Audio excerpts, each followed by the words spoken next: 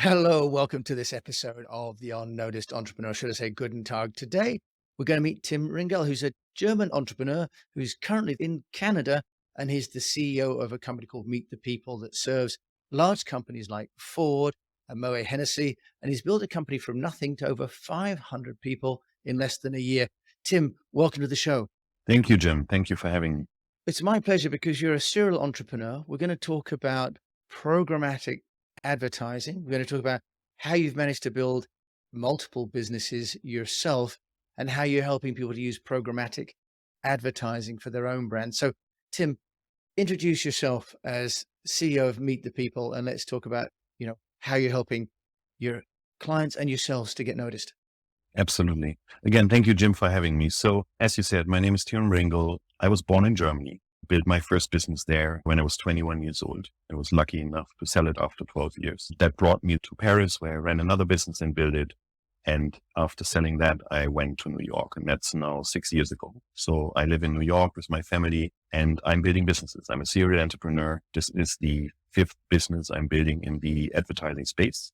And besides the advertising space, I'm also a very active investor in venture capital, specifically late stage and early stage startups. What credentials you've got, Tim, and it's fantastic. And look, it's my pleasure to have you on. And let's just talk about, as an entrepreneur, when you started that first business, going all the way back, what was the number one challenge in terms of getting noticed? I know there's multiple challenges in starting a business, but getting noticed, getting that first client, how did you do that? Because that's really often the hardest thing to do is to get the first client, isn't it? Absolutely. It is the toughest, especially when you don't really know. Like, I started my business knowing nothing about business, right? I mean, being 21, still in college, working a job as an IT administrator in a large bank because I knew computers really well. And I was a coder, actually, not by trade because it wasn't a trade at the time, but I was a coder by heart. Got my first PC when I was 11. And therefore I had to lock myself away to learn coding and teach myself coding. So the business partner and I, when we started the business, we were both more on the coding side, less on the extroverted, how do I win a client side? We had no idea how to do that. So it was a hustle. I had to do cold calling. I had to send letters. At that time, there was no LinkedIn in 1999, 1998. So you really had to work really hard to convince people that you are a upcoming innovative company that can help them solve something. What was most successful for me at that time was in the beginning to send people a letter stating the obvious that they're making mistakes somewhere on their website and stuff, and then calling them afterwards and really asking my way up from the reception desk to the chief marketing officer, right? So that the other thing is I found my way into publications by having disruptive, let's say, thesis around the industry and what's going to change and how the internet is going to change, how people sell products online, right? Because I built a digital advertising agency in 1999. Yeah. So you were early, say 1999. It's easy to forget now that back then the internet really wasn't even operating. I think, Google is only 1995 that came out. Tim, do you think that there's still a role for print, sort of a direct approach, writing a letter? Because, you built multi-million dollar businesses in programmatic advertising, and you're saying actually you used the humble print letter to get your first clients. Yeah, I mean, primarily because at that time, there was no LinkedIn, right? LinkedIn is kind of the biggest sales tool in the world right now, networking tool and sales tool, and works really well. But if you have a few thousand followers on LinkedIn, I don't know how it is for you, but I get tens and hundreds of inquiries every day on LinkedIn. It's quite terrible. It's a lot of spam. So I think something that is authentic and different is going to resonate really well, especially when you're an upcoming company, because it shows that you care, especially when it comes from you as a founder. It shows you care. You really care about that first client. You really care about that first win. Really care about creating a individual solution, depending on what your company does, right? But it is the hardest to win the first client. And a lot of people rely on LinkedIn, but I think the personal touch and authentic touch is going to go a really long way. So Tim, you're in the business now with over 500 people and servicing clients like Ford and Moët Hennessy, of really servicing large scale clients. And how are you managing that personal touch when you've got such a large scale? That's a central challenge, isn't it, for many people? That goes back to our model, really. Like, the largest organization I have ran was 3,000 people in 69 offices around the world, right? So that was the largest organization I helped creating and created. So the scale for me is something that as a CEO, as a founder, you can't know everybody anymore. So it's really difficult to lead with authenticity down into your organization so they are authentic as well, right? So why am I saying this? Because the 3,000 people business I ran was one brand globally, right? And it came out of multiple acquisitions and organic growth and all this kind of stuff. What we're doing now is kind of a replication of that, but we keep each of the brands we acquire independent within the structure. We own them outright, but each of them have their own DNA, their own authentic approach, how to talk to clients. And we don't have, let's say, me as CEO on top, and I'm the only CEO in the business. Each of these lines of business have their own leadership team that then can talk to clients as CEOs, as a part of the company, part of the equity structure, part of the story. And that creates authenticity towards clients and the person.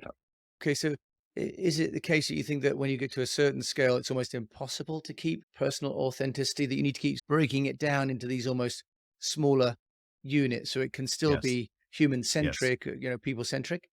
Well, it depends what kind of clients you go for, right? I mean, if a very large company talks to a very large company like ours, when we are like 1,500 people, let's just, right? Then you anyways don't need that personal touch. You need it on the top. You don't need it necessarily anymore throughout both organizations because they're both corporates, right? They are very professional, procurement, structure, process. To make a difference when you're smaller and when you're hustling and when you're building, like then the personal touch is important. So I would say it's not necessarily the scale your business as such. It's about what kind of clients you want to work for and where do you want to grow with them. Even in a large assignment, a personal touch still goes a long way with a VP of marketing, SVP of marketing, whatever that is, right? That personal relationship is still very, very important. So I think even today we have 500 people, hopefully in 18 months we are 1,000 people, right? Depending on what's going to happen macroeconomically. But even then I do have the ambition that we have multiple brands, that we have multiple leaders within the business that win business and talk to clients with a very personal touch. Yes. Tim, you've raised this issue of growth, gone from 0 to 500 in 12 months, which is astounding in terms of people and talent acquisition. Do you want to share with us how you're binding everybody, although they're in their own brands, how you binding them within the bigger meet the people vision? Right. Because that's also important. Otherwise, you just got disparate units. And in a way, that's maybe why some of the traditional holding companies have kind of fallen by the wayside, isn't it? They've just become corporate. Yeah, that's exactly the trick, right? I mean, how do you create a culture? While in our case, we have multiple brands. So each of the brands have their own culture because we technically, the growth hack I'm using, and it's actually a simple growth hack to get to scale, is I'm buying these companies. So I'm acquiring them and then giving them a larger platform to operate on, including infrastructure that we give them, like financial infrastructure, HR infrastructure, blah, blah, blah. DNA of the business stays the same. So they have their own culture. And that is really important because one of our businesses is 40 years old. So going there and saying, well, I'm Tim Ringel and I have these brilliant ideas how you should work, that doesn't work because some of the people have been in the business for 25, 30 years. So it's very important they keep their DNA, but we help them to work together on client opportunities. And that's where our vision comes in. And how I used that as a growth hack when I was much smaller. And we talked about it when we were preparing for the session. When you're a small company, so to make this relatable also to young entrepreneurs, you have really two options. You can either build a very, very clear vision for your team that people can rally behind, or you can create an enemy, as I describe it. And I don't mean this in a bad way, but I mean, creating the enemy is picking a competitor that you want to beat on winning business, on being better, whatever. That's all subjective ultimately, right? Besides the client win, the winning business from them or something, the rest is subjective, but it helps people to kind of rally behind something that might be really blurry. If you're a young company, you know where you want to go, but as an entrepreneur, you can't really exactly describe the vision of what it's going to be. Like when Google started, nobody really knew what they were trying to do. And it was difficult for Larry and Sergey to explain that their slogan was don't be evil. I mean, come on. How do you rally behind that? I get it. It's emotional, but what is that? What does that mean? It was much easier to say, we don't want advertising on Google. We want to beat Alta Vista, InfoSeek. We're going to be different. That works really well. That's a growth hack that helped me create culture and rally people. And then at some point you have to, step into like, what's the bigger mission and vision? Yeah, I think it's a really brilliant way of helping new people to come and join and see how you're going to build the brand and what kind of clients you're going for as well. In terms of the proposition now for Meet the People when it comes to getting your business noticed, you've got clients who you've presumably got to attract, but you've also, sounds as though you've got a deal flow to attract. You've got new potential investee companies to attract. Tim, do you want to just tell us how you're managing that part? Because actually they're two slightly different narratives, aren't they, to the market? Oh, totally. So actually, in my role as CEO and founder of Meet the People, I have the luxury that our companies operate semi-independently, right? So they have their own book of business. They do their own marketing strategy, how to win business and how to go after certain pieces of business. My job is much more, besides talking to potential clients. Of course, I do that and open my black book, trying to use the relationships I have that I've built over 25 years in the industry. But the majority of my job is actually talk to founders of companies. That's actually the majority of my job, because that deal flow of bringing new potential companies into our group solves two things. It solves talent growth, it solves client growth, it solves actually three things. And it allows me to offer more services, right? Because I try to not bring companies in to Meet the People that has the same services I already have. I try to add new services for a fully integrated marketing strategy and structure. That's my main job, like finding cool companies, great entrepreneurs, great chemistry. So I travel a lot. I meet a lot of people and we go really deep. Some of these founders I've met 12, 14 times before we actually decide we're going to make a proposal to acquire the company and have them part of it.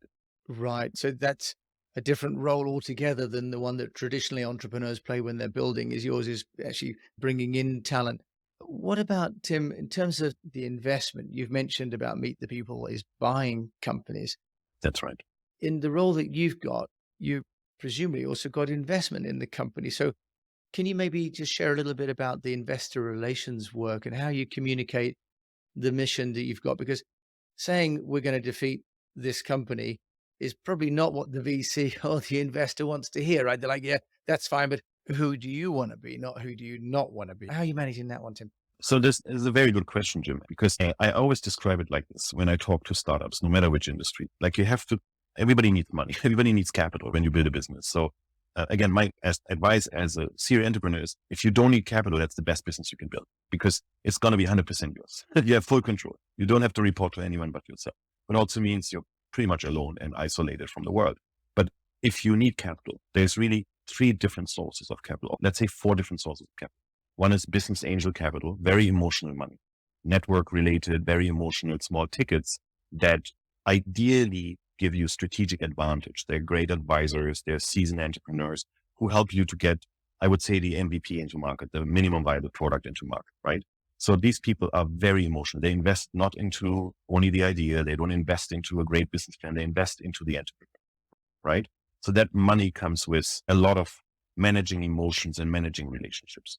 The family office money is the second kind of tier, where family office money is similar, but much bigger ticket, much bigger longevity. Like a family office usually invests with a 10-year horizon. Plus, sometimes they don't even want their money back. They live on dividends. Depends on what business you're building.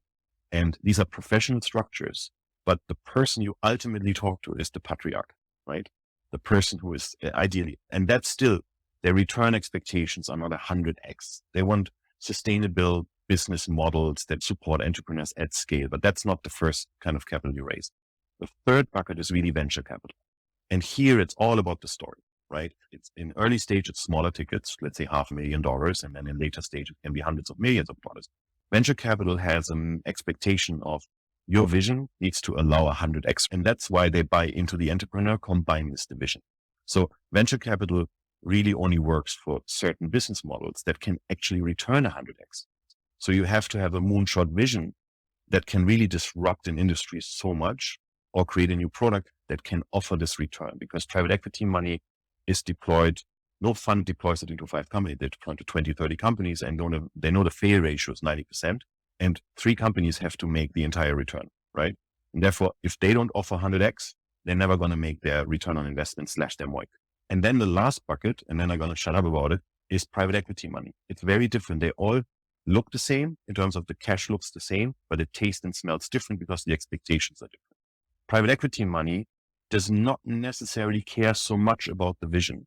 They care much more about, is there an established industry that you're disrupting? Because if the industry already worked anyways, and you can do it better, you don't really need to reinvent the wheel completely.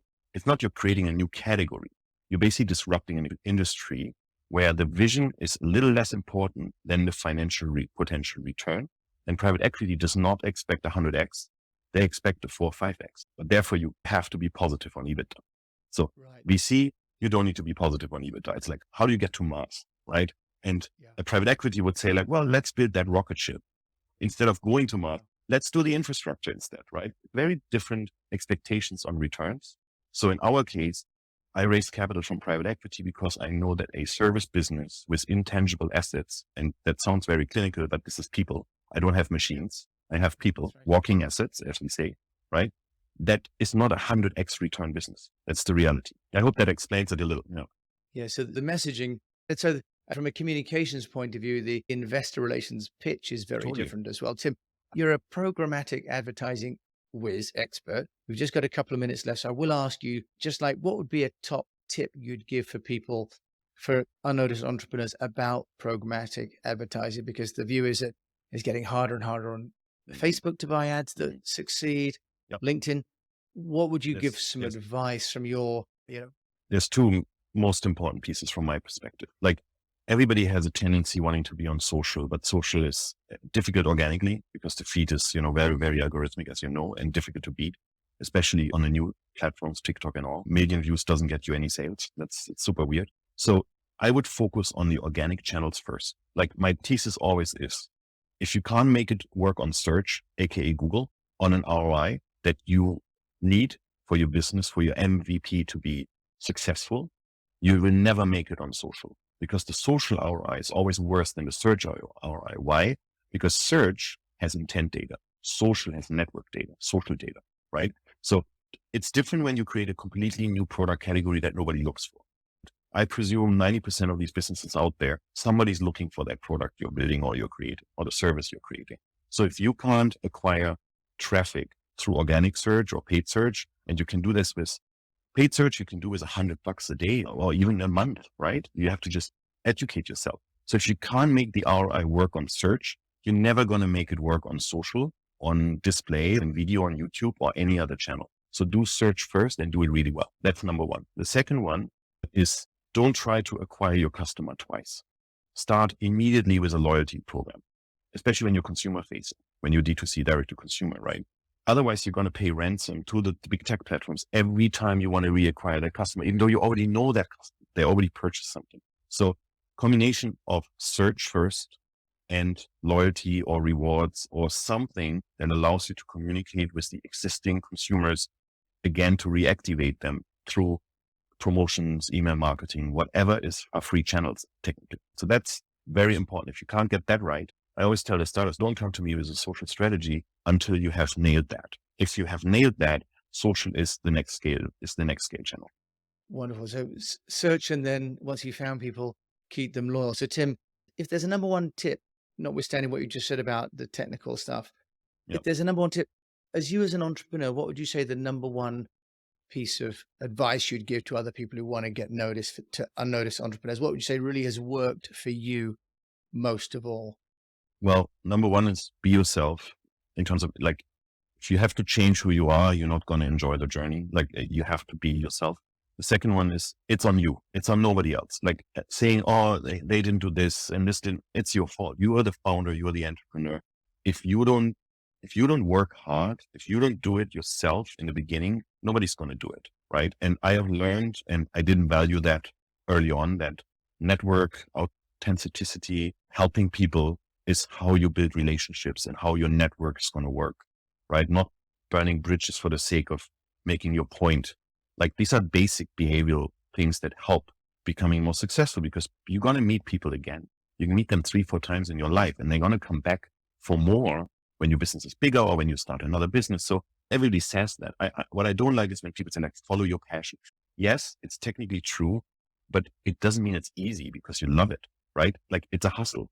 You have to get up every morning. You're the first one in the office. You're the last one to leave, and you have to work really, really hard, or whatever, on Zoom, not in the office physically anymore. And if you don't do it, your people are not going to follow. Leadership, authenticity. And, Tim, thank you. You've built multiple businesses. I'm really grateful for you coming on. We could have dived into programmatic advertising link, I know, but if people want to find out more about you, Tim Ringel, where can they do that? Well, definitely on LinkedIn. Just find me on LinkedIn, Tim Ringel. There's not many out there, and I kind of own the space on that. Otherwise, you can Google me. I also kind of own that space in my name. And then on Instagram as well, I have a public Instagram that you can follow. Tim Ringel, CEO and founder of Meet the People, currently in Canada and Toronto, but have offices, and I think you live in New York. Thank you so much for joining me on the Unnoticed Entrepreneur today. Thank you, Jim. Appreciate it. So thanks everyone for listening to Tim and I have a chat about getting noticed. And we've ventured a little bit into how to communicate with your teams and how to communicate with funding as well, because I think those are also very, very important communities and audiences. So if you've enjoyed this, do please review this, but also share it with somebody that you think may find Tim's wisdom of value too. And until we meet again, I do pray that you keep on communicating.